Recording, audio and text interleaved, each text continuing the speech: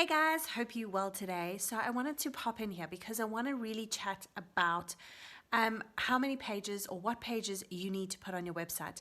Now I see so many of my clients getting so tripped up on this, and it's actually quite a simple thing. So you got to bring it back to what are the goals of your business and how is your website going to fit in with these goals, or how is it going to help you achieve these goals? Okay, so obviously there's some standard pages that go on a website. So of course, like your home page, which is your landing page, then your about page, and you want to make sure that is shit hot, and I highly recommend putting an about page with a photo of yourself on there. Then you might have a services page and a contact page, which has your email address, your telephone number, and maybe a contact form. A lot of people don't put the email addresses, but just to avoid spam. But I highly recommend it. Sometimes people don't like filling in contact forms, and your contact form might not work. So double check that.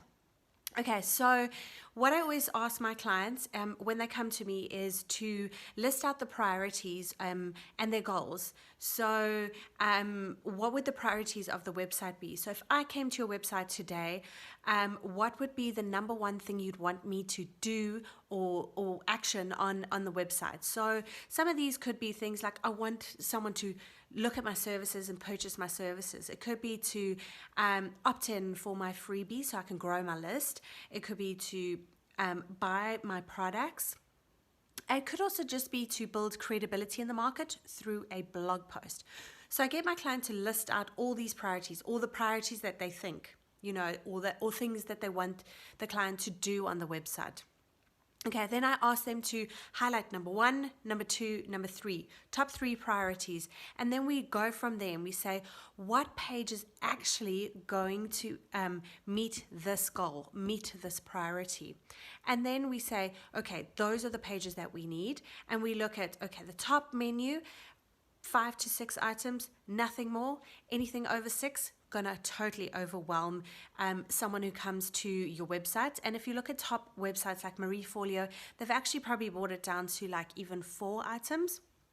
I think Gary Vee's also only 4 items. So just be mindful of overwhelm. If there are additional pages that you want on your website, you could perhaps put them in the footer. But just remember, any page that you choose to go on your website has to be in line with your goals. Don't just put it on there because everyone else is putting it on there.